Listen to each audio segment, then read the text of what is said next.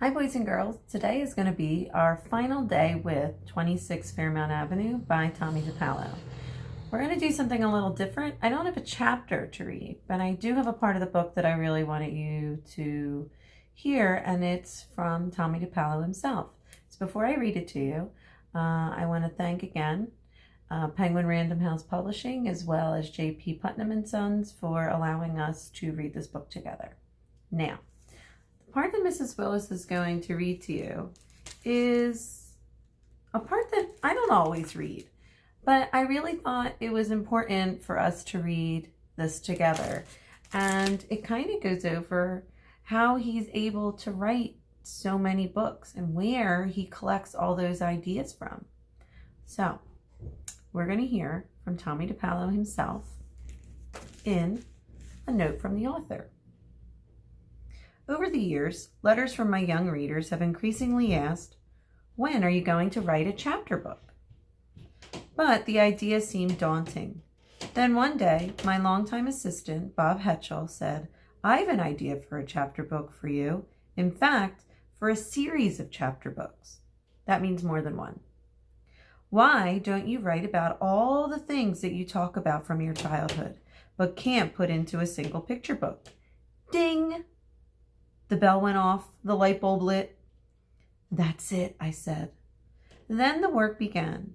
It wasn't hard for me to conjure up all the clear memories I have and had for many years from my immediate family and all the friends and characters that surrounded me during my growing up years. Those memories were also reinforced by hours and hours of movies that my father and mother took, from little one-year-old Tommy all the way up to the movies of me and my dancing partner, Carol Morrissey, with various family and friend outings and siblings along the way. The real work was to suddenly expand my writing after years of being economical, which is essential when writing picture books. That's why picture books aren't as long as chapter books, because you pick and choose your words carefully.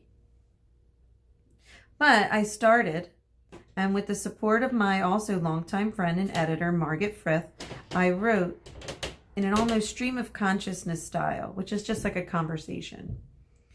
Margaret then helped me to organize all the material into the first book. Yes, there will be more. After all, my sisters haven't been born yet, the Second World War hasn't started. Enough on these ideas. Meanwhile, I hope you'll enjoy sharing more of my early life with me, meeting lots of my family and some of my older friends. Tommy. And he wrote this in New Hampshire in 1999. And there's his signature. Tommy with a heart inside the T. Now, the reason I thought this was important for us to read was because a lot of what Tommy was talking about is the very same writing process that you go through.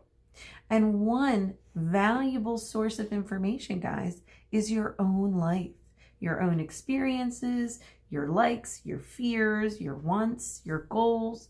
These are all things that you can write about.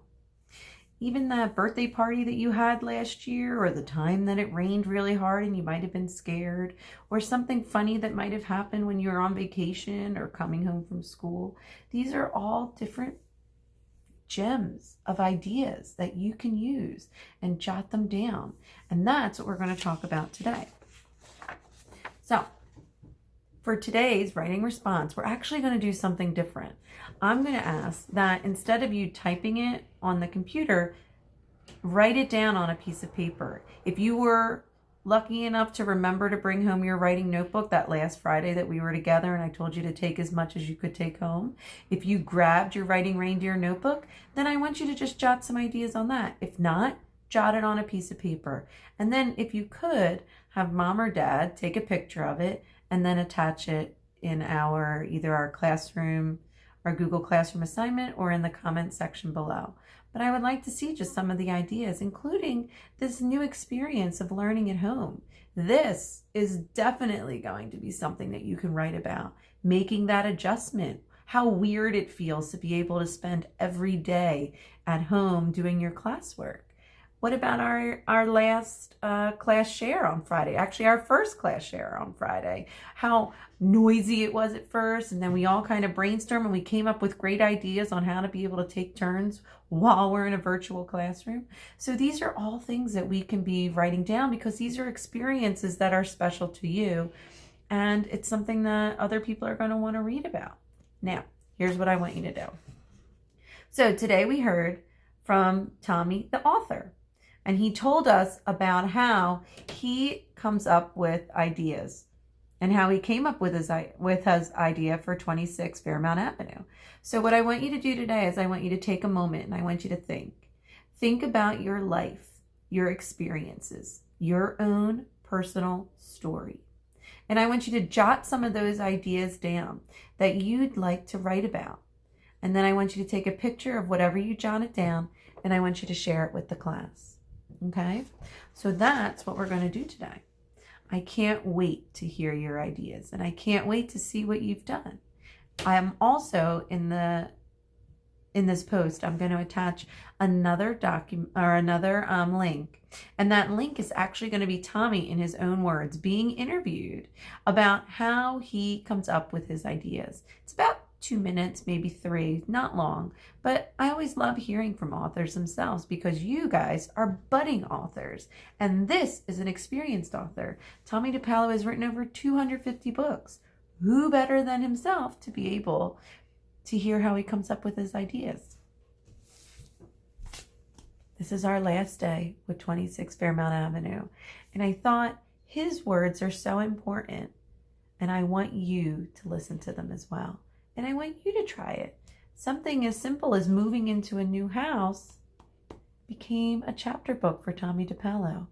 So something that you might think is not really worth making into a book, someone else might. So take pride in your ideas, jot them down, and understand that your story is just as important as Tomue dePaola's story. All right, guys, I can't wait to see the work that you did. I'm really proud of us for finishing our first read aloud together online, and I'll excitedly unveil tomorrow's read aloud in our snack time with a daily dollop of read aloud. I miss you. I love you. Stay safe. Don't forget, jot, take a pic, post. Bye, guys.